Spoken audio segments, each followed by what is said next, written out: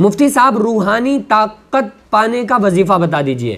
دیکھو روحانی طاقت کے تعلق سے آپ عامل کے پاس جائیں گے نا تو وہ آپ کو کوئی کہتا ہوا یہ ملے گا کہ میرے قبضے میں 1100 جنات ہیں، کوئی کہتا ہے میرے قبضے میں 11,000 جنات ہیں۔ بھائی یہ وہ لوگ کہتے ہیں جن کے قبضے میں خود ان کے بیوی اور بچے نہیں ہوا کرتے، یہ ان کے دعوے، بچے قبضے سے باہر ہیں، بیوی بات نہیں مان رہی ہے اور بتا یہ رہے ہیں کہ ہمارے قبضے میں اتنے جنات ہیں، ہمارے قبضے میں اتنے جنات ہیں۔ اچھی طرح سے یاد رکھو، پہلی چیز تو یہ ہے کہ جنات کسی سے ڈرتا نہیں ہے، اور آج کے لوگوں میں آپ کو ایسا لگتا ہے کہ کوئی بندہ جس کے بیوی بچے بات نہیں مان رہے اور وہ ہزاروں جنات اس کے قبضے میں ہوں گے۔ یار سوچ کر دیکھو، جو اولیاء کرام تھے نا جن کے قبضے میں واقعی جنات تھے، تو انہوں نے چلے نہیں گھسیٹے تھے، اولیاء کرام نے، بزرگوں نے لمبے لمبے وظیفے نہیں کیے تھے جناتوں کو قبضے میں کرنے کے لیے، بلکہ انہوں نے اللہ کو پا لیا تھا۔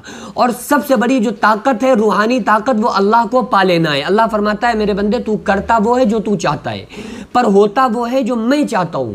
میرے بندے تو وہ کر جو میں چاہتا ہوں، پھر وہ ہوگا جو تو چاہتا ہے۔ میں آپ کو ایک واقعہ بتاؤں کہ ایک صاحب کو یہ شوق ہوا کہ چلو مجھے جنات کو قبضے میں کرنا ہے۔ وہ ایک عامل صاحب کے پاس پہنچے اور ان سے جا کر کہا کہ حضرت مجھے کوئی ایسا عمل بتا دو کہ جنات قبضے میں آ جائے۔ تو عامل صاحب نے کہا کہ تم اس کے اہل نہیں ہو، تم اس کے لائق ہی نہیں ہو۔ تو انہوں نے کہا نہیں آپ بتا دیجئے، میں اس کے لائق ہوں اور میں یہ جنات قبضے میں کر سکتا ہوں۔ تو انہوں نے کہا جاؤ فلاں چوراہے پر جا کر کھڑے ہو جاؤ، پورے دن جو بھی وہاں کام دیکھنا وہ آ کر مجھے شام کو بتانا کہ چوراہے پر کیا کیا ہوا۔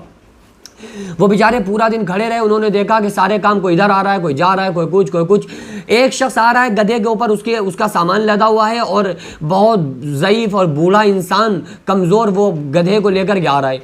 ایک نوجوان اور طاقتور آدمی نے اس کے گدھے کے اوپر جو سامان لدا ہوا تھا اس کو بھی پھینک دیا، گدھے کو بھی مارا، اس گدھے کو چھین بھی لیا اور اس بیچارے بزرگ بوڑھے آدمی کو بھی بہت مارا۔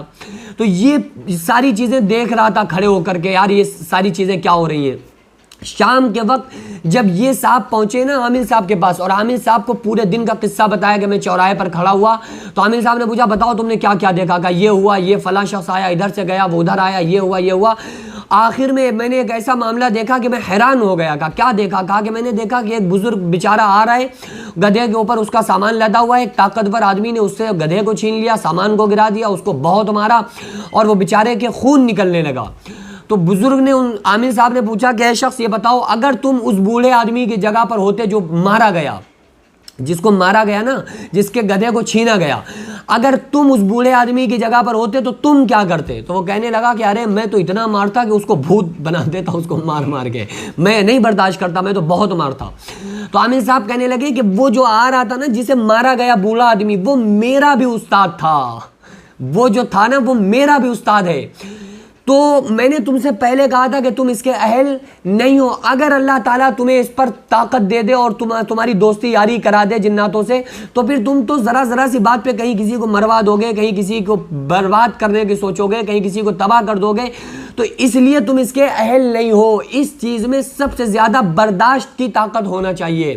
تم کہہ رہے ہو کہ میں مارتا، وہ ہمارا بھی استاد ہے جو بیچارہ برداشت کر کے سہ کے ظلم و ستم چلا رہا ہے۔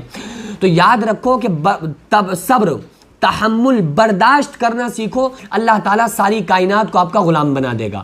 اللہ فرماتا ہے کہ دیکھو جب بندہ اللہ کا ہو جاتا ہے نا تو اللہ اس کا ہو جاتا ہے، اور جس کا اللہ ہو جاتا ہے، یہ حدیث قدسی میں آپ کو بتا رہا ہوں کہ جب کوئی بندہ اللہ کا ہو جاتا ہے تو اللہ اس کا ہو جاتا ہے، اور جس کا اللہ ہو جاتا ہے پھر ساری کائنات اس کا دم بھرتی ہے۔ اس لیے ہم لوگوں کو چاہیے کہ ہم غلاموں کے پانے میں زندگی برباد نہ کریں، مالک کو پالیں، آقا کو پالیں، اس سے بڑی کوئی اور دنیا کے اندر طاقت نہیں ہو سکتی۔ اللہ کو پالیں گے، خدا کی قسم اللہ تعالیٰ پھر ویسا کر دے گا جیسا ہم چاہتے ہیں۔ تو ہم اللہ کو چھوڑ کر اور تمام طاقتیں پانے کے ذرائع ڈھونڈتے پھر رہے ہیں۔ اللہ کو تو ہم نے چھوڑا ہوا ہے، جبکہ اللہ تعالیٰ سے بڑی کوئی، اللہ تعالیٰ فرماتا ہے اے لوگوں سنو تم سب کمزور ہو، تم مجھ سے یاری لگا لو، میرے قریب آ جاؤ تو میری طاقت تمہارے ساتھ ہوگی، تمہاری کمزوری دور ہو گئی، تم سب اکیلے ہو، مجھ سے تعلق مضبوط کر لو، میرے فرشتے تمہارے ساتھ، تمہارا اکیلا پن دور ہو گیا۔ مجھ سے اپنا تعلق مضبوط کر لو تو میں تمہارے ساتھ رہوں گا، میں تمہارے ساتھ ہو جاؤں گا، میری رحم و کرم اور فضل و کرم تمہارے ساتھ ہوگا تو تمہیں دنیا میں کسی طرح کی کوئی پرواہ، کوئی پریشانی نہیں ہوگی، اور آخرت میں بھی پھر تمہارے لیے تمہارا بڑا اعزاز کیا جائے گا اور تمہارا ٹھکانہ جنت ہوگا۔ للذین اتقوا عند ربہم جنات تجری من تحتہا الانہار، ان پرہیزگاروں کے لیے اس کے رب کے یہاں ایسی جنتیں، ایسے باغات ہیں جن کے نیچے نہریں جاری ہیں، ہمیشہ اس میں رہیں گے، پاک ستھری بیویاں ہیں، اللہ کی رضامندی ہے، اللہ اپنے بندوں کو خوب دیکھ رہا ہے۔ تو دنیا میں جو مقصد ہے، مقصد زندگی وہ اللہ ہے، تو ہمیں اللہ کو مقصد زندگی بنانا چاہیے، اللہ کو پانا مقصد بنائیں، اللہ کے رسول صلی اللہ علیہ وسلم کو پانا زندگی کا مقصد بنائیں، اور اللہ اور اس کے رسول صلی اللہ علیہ وسلم کے بتائے ہوئے طریقوں پر عمل کریں۔ خدا کی قسم اس سے بڑا کوئی روحانی عمل نہیں ہو سکتا۔ جو روحانی عمل جن کے پاس، جن کو ہم کہتے ہیں نا کہ فلاں بزرگ کے پاس روحانی عمل تھا، خدا کی قسم ان کے پاس جو سب سے بڑی طاقت تھی وہ یہ تھی کہ وہ اللہ کے دوست تھے، ان کا تعلق اللہ سے مضبوط تھا، اسی کے لیے اللہ نے ان کے ساری دنیا کو ان کا غلام بنا دیا۔ ہم لوگ بھی انہی بزرگوں کے نقش قدم پہ چلتے ہوئے اللہ سے تعلق کو مضبوط کر لیں، بس اس سے بڑی کوئی اور روحانی طاقت نہیں ہو سکتی۔